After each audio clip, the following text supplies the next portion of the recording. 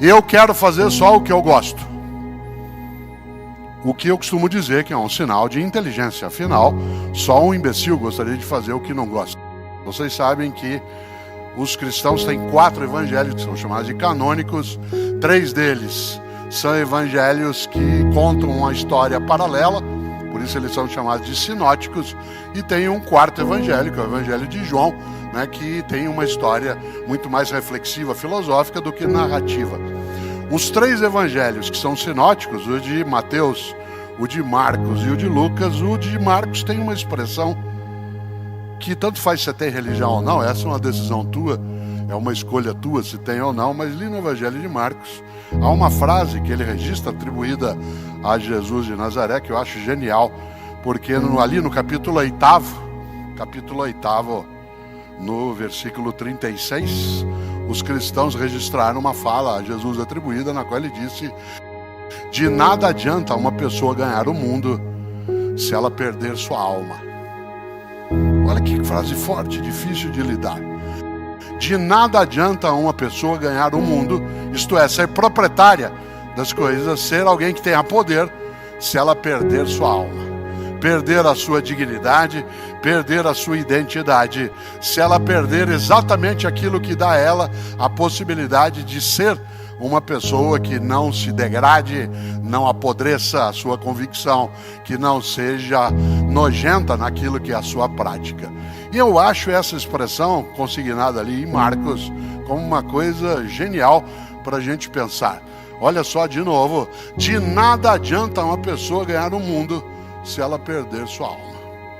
Por isso, ganhar o mundo em última instância poderia ser só a aquisição, a propriedade de bens materiais, que também tem importância, mas não tem exclusiva importância. Mas a outra ideia, que é não perder sua alma, significa não perder aquilo que a vida indica, possibilita, coloca. E nessa hora, claro, pergunto eu de novo para você e para mim: como é que você ganha a vida? Como é que você ganha a vida, em vez de perdê-la? Pode parecer, digo de novo, uma conversa romântica, uma conversa vazia. Afinal, diriam algumas pessoas, a vida tem tantos requisitos, ela tem tantas exigências que não dá para ficar pensando no que você levanta. Afinal, porque fazemos o que fazemos, diriam alguns, eu faço porque eu tenho que fazer, senão não sobrevivo, o que é verdade. Mas naquilo que faz, porque tem de fazer, existe alguma razão pela qual continue fazendo com dedicação, com esforço, com aplicação, com persistência. Uma das coisas que mais eu ouço hoje pessoas dizendo, e isso é verdade, especialmente nas novas gerações que chegam ao mundo do trabalho, às organizações, às empresas, é: eu quero fazer só o que eu gosto. O que eu costumo dizer que é um sinal de inteligência. Afinal, só um imbecil gostaria de fazer o que não gosta. No entanto, independentemente dessa ideia, a noção de eu gosto de fazer o que eu gosto coloca um outro senão. Para você fazer o que você gosta, você tem que fazer várias coisas que você não gosta. Para que você consiga chegar ao lugar que tem como horizonte, há vários outros movimentos que são feitos, que não sempre são engraçados. Vários deles são desgraçados. Eu vou dar um exemplo na minha área. Eu sou professor, agora no próximo ano fará 50 anos. Meio século. Eu comecei a dar aulas, eu estava ainda na universidade. Em 1974, eu estava no 2º ano de filosofia e fui chamado para ser auxiliar de 2 professores de disciplinas diferentes. E ali eu comecei a minha atividade docente, que vai fazer já meio século. Pois bem, por que eu faço o que eu faço? Porque eu acho que a maneira minha de ser necessário, ou no meu caso, e de deixar a vida menos desgraçada, é a docência. É a comunicação, no caso também a palestra, a escrita, o mundo digital. Mas, na minha vida, para ela ficar cheia de graça, tem muita coisa que é desgraçada. Por exemplo, na minha profissão, se tem uma coisa que é desgraçada, é ter que corrigir prova. Vocês não fazem ideia do que é que significa Um domingo como ontem, que na cidade de São Paulo foi exuberante. Quem estava aqui, um domingo daqueles de outono, com um céu bonito, com o sol até o fim da tarde, algumas pessoas chamando as outras para ver o pôr do sol. Você passar a tarde inteira corrigindo prova. Enquanto a família se diverte, diz: pai, vem. Você diz: não, tem que ficar aqui. Por quê? Esse é o meu trabalho. Mas pai, só um pouquinho. Não, isso aqui é o meu...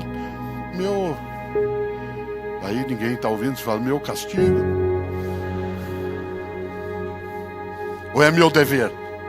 Ou é minha obrigação? Ou é o desgraçado para que o engraçado venha? Mas por que é ruim corrigir prova? Quem aqui é professor, o professor sabe. A gente não pode não fazê-lo. Eu, Cortella, não tenho como, quando era docente no cotidiano, não tinha como não corrigir provas e trabalhos dos meus alunos, porque a única maneira de eu saber como eu estou ensinando é se eu afiro como as pessoas estão aprendendo. A única maneira de eu saber se aquilo que eu estou fazendo tem relevância, eficácia, se tem alcance, é se eu notar como é que as pessoas estão aprendendo, escrevendo, trazendo. Não basta alguém me contar. Será que dá para eu terceirizar a correção de prova? Claro que dá. Segundo alguns, em breve a inteligência artificial fará isso por mim. Mas ela fará por mim, vai me contar ou vai fazer um relatório? Mas existe uma percepção em relação àquilo que você está lendo, que relatório algum substitui. Existe um conhecimento que é diferente da mera informação, Pedro lembrou isso antes, um conhecimento que vem, né, da minha percepção de como é que as pessoas estão aprendendo. Mas corrigir prova é uma desgraça. Você lê a mesma notícia em 200 jornais diferentes, cada um escrito numa letra.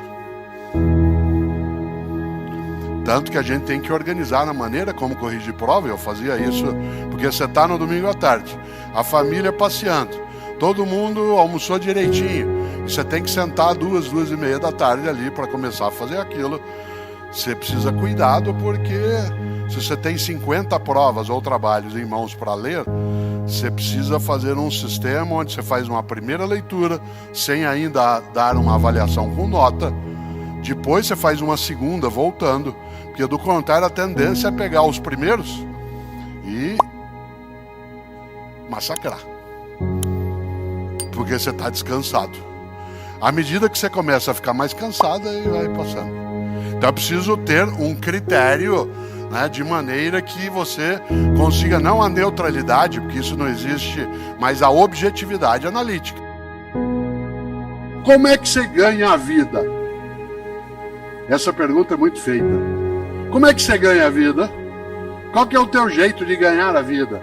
E eu estou usando aqui a expressão em duplo sentido.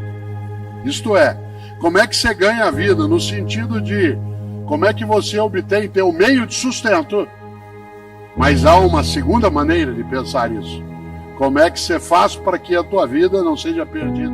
Gosto mesmo de lembrar o quanto que é impactante algo que está num dos evangelhos. Para uma pessoa aqui entre nós que tem algum acesso à Bíblia dos cristãos, já deve ter notado, os cristãos têm 4 relatos oficiais sobre a vida de Jesus de Nazaré, né, que são chamados de evangelhos, né, os evangelhos canônicos. São 4 deles, 3 deles são sinóticos, isto é, eles contam uma história paralela, que é o evangelho de Mateus e Lucas, né, e de Marcos, e um não é sinótico, que é o evangelho de João. Mas no evangelho de Marcos tem uma expressão, e tanto faz se você tem religião ou não, porque essa é uma escolha tua, tanto faz se é cristão ou cristã, essa é uma escolha tua, você pode ter ou não ter, mas há algumas formas de aconselhamento que nos servem. No evangelho de Marcos, há ali o registro de uma fala que ele atribui, claro, a Jesus de Nazaré. Está ali no capítulo 8, em que Marcos escreveu uma das frases que mais me perturba, no bom sentido. Que há coisas que nos perturbam no mau sentido. Há coisas que nos perturbam e nos fazem ficar, né, chateados, tristes. E há algumas coisas que nos perturbam fazendo com que a gente pense, reflita, medite, E ali no Evangelho de Marcos, no capítulo 8, ele escreveu, citando, segundo ele, Jesus: de nada adianta a uma pessoa ganhar o mundo se ela perder sua alma. Aliás, o texto original é: de nada adianta a um homem ganhar o mundo se ele perder sua alma. Em outras palavras, de nada adianta você ter tudo se a tua identidade, tua autenticidade, teu propósito, isto é, tua verdade, ela vai por terra, ela desaba, ela é esmagada. Essa frase vale pensar, porque essa frase nos coloca um impositivo, nos coloca algo que a gente chama em filosofia de imperativo, que é nós entendermos que o propósito, sendo benéfico, sendo algo legítimo, sendo decente naquilo que fazemos, ele nos dá vida em vez de tirá-la ou diminuí-la. De nada adianta uma pessoa ganhar o mundo se ela perder sua alma.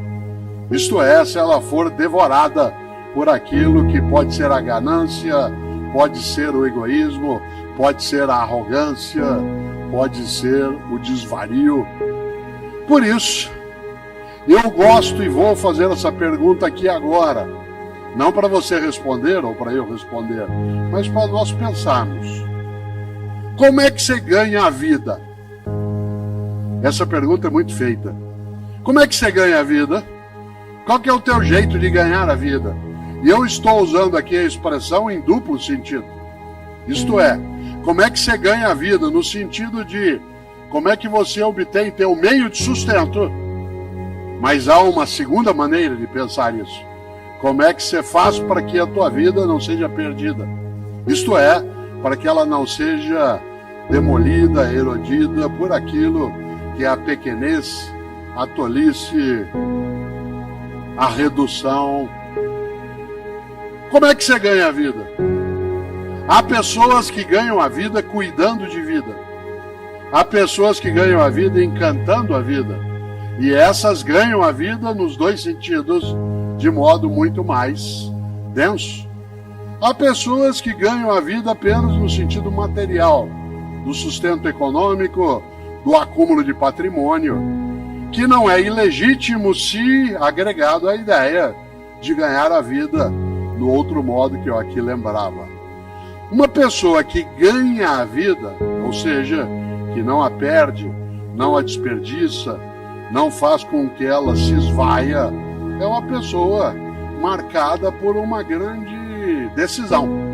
Ter uma vida com propósito, ter um trabalho com propósito.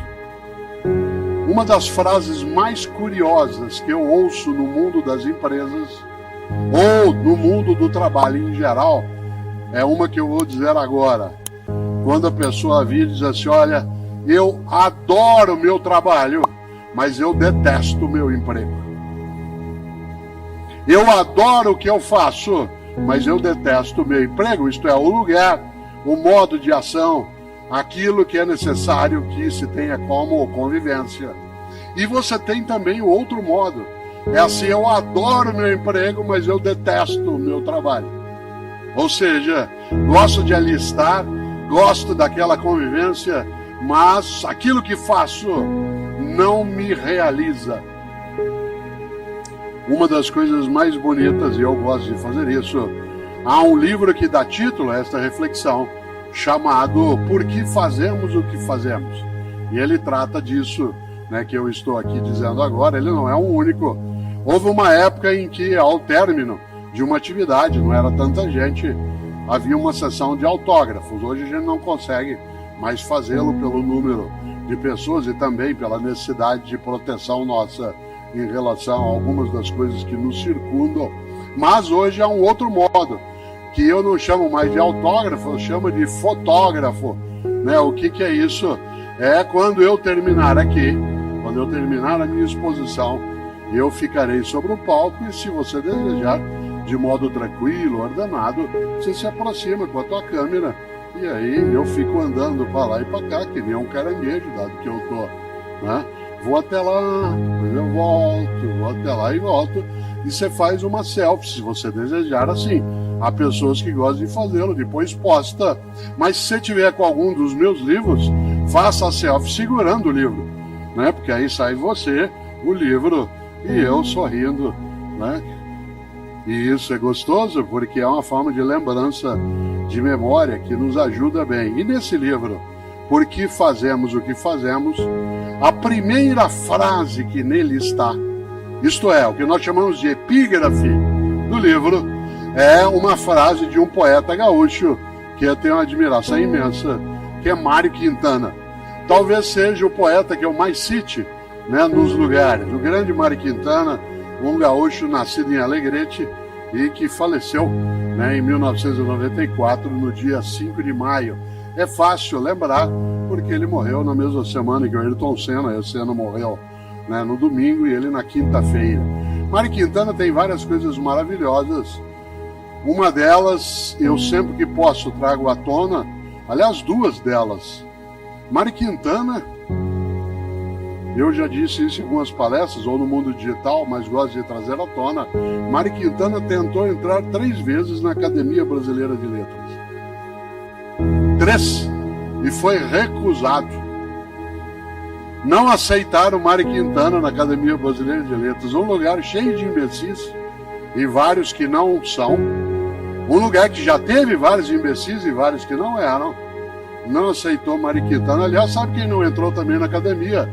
Carlos Drummond de Andrade, Clarice Lispector, Monteiro Lobato.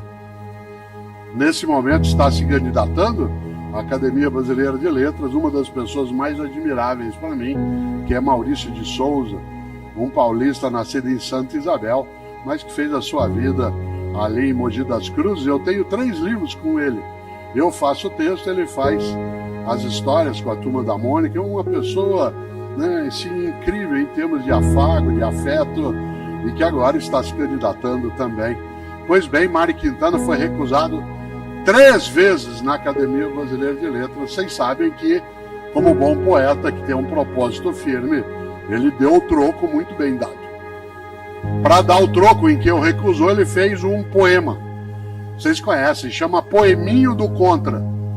Não é poeminha, não, é Poeminho do Contra. Aliás, esse poeminho, ele devia aparecer em vários lugares. O André, meu filho, que tem mais idade, que está sentado aqui, sabe que eu tenho esse poeminho pendurado, né, numa das paredes ali no Parque Tatu. Uma coisa gostosa, porque o que é que escreveu Mário Quintana? Guarde essa frase aí, porque ela vai servir para algumas coisas na vida, quando as pessoas, vez ou outra, em vez de serem colaborativas contigo, buscam ser demolitivas. E ele escreveu, é uma trova, ele diz: todos esses que aí estão, atravancando meu caminho, eles passarão, eu passaria. Olha que coisa genial. Todos esses que aí estão, atravancando meu caminho, eles passarão, eu passaria. Parece frase de para-choque de caminhão no Paraná. E eu sempre penso isso em relação a algumas coisas na vida, e algumas pessoas têm para-choque de caminhão que é assim: na subida você me aperta, na descida nós acerta. Na subida você me aperta, na descida nós acerta. Olha que coisa boa. Mário Quintana tem uma outra trova que quase eu a disse, porque ela aparece como epígrafe do livro, né, que eu mencionei, o Por que Fazemos o que Fazemos. E essa trova diz: um dia pronto, me acabo, seja o que tem de ser, morrer que me importa, o diabo é deixar de viver. Olha que inteligência. Um dia pronto, me acabo, seja o que tem de ser, morrer que me importa, o diabo, o horror é deixar de viver. E deixar de viver não é apenas perecer o corpo. Deixar de viver é morrer tua dignidade, tua esperança, teu desejo, teu afeto, tua amizade. É ter uma vida a qual falta graça. Quando eu penso em vida, trabalho e propósito, eu acho que para que a nossa vida não seja uma vida banal, fútil, uma vida sem sentido, é preciso que o nosso propósito seja, antes de mais nada, o de deixar nossa vida e a vida de outras pessoas conosco mais cheia de graça.